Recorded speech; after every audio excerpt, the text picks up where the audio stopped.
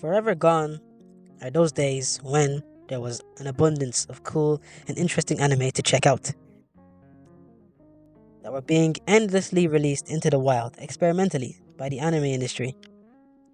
Yes, there's definitely more anime now than there was back then, but nowadays it's not experimental. I mean, they're not really passion projects, if you know what I mean.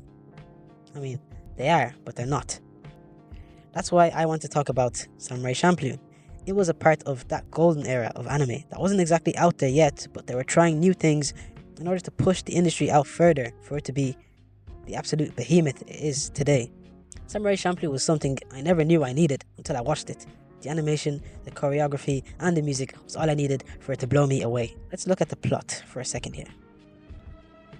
So, if you don't know, the story follows three characters, Jin, Fu, and Mugen, brought together by Fu for a mission to find a samurai. So all three characters from three different walks of life meet Fu while working as a waitress. She gets harassed by the son of the town's official. Mugen comes in and Fu asks for his protection.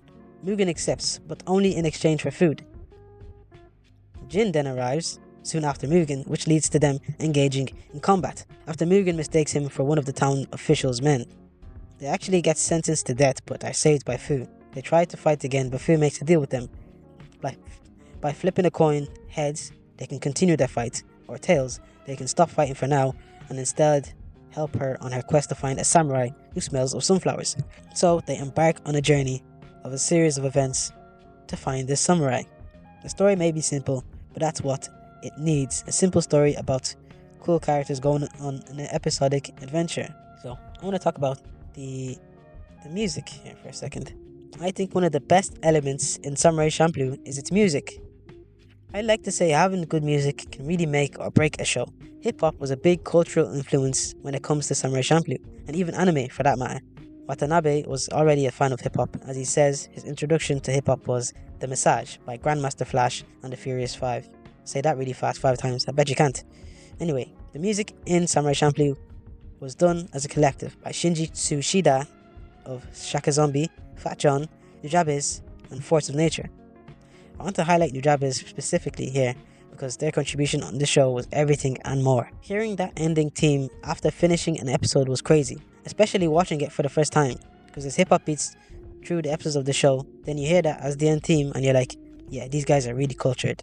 And because I can't play it blatantly, I've made a remix version. Well, I sampled it, but yeah.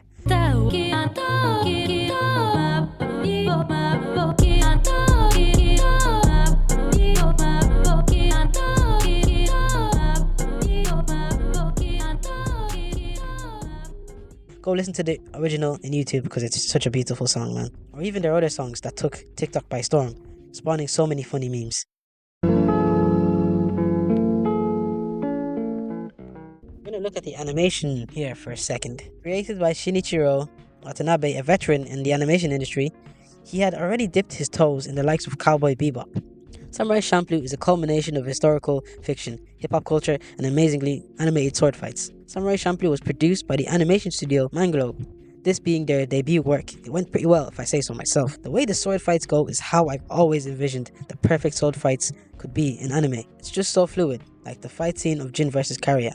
And that's not even the best fight of the show. Directed by Shinichiro Watanabe and Sayo Yamamoto. Like I said before, the fighting is so fluid in the anime, especially Mugen, because for the animation, for Mugen's fighting style, gymnastic footage was used by the animation director and character designer Kazuto Nazakawa to really emulate that fluidity that gymnasts have. They also used breakdancing moves inspired by hip-hop culture. When it comes to the settings and themes, Watanabe, a man of culture, outlines individuality and a unique identity as one of the themes found in Samurai Champloo. The show is set in the Edo period of Japan. It's set in that time frame, but it's not really focused on much historical detail beyond a few references and whatnot. One thing about Samurai Champloo was its inclusion of different minorities, which is why I think a lot of hip-hop music was incorporated into the show to further highlight the inclusion and acceptance of other cultures. Shinichiro Watanabe was actually worried the anime would be seen as nationalistic in tone due to the inclusion of samurai because of the time period it was set in.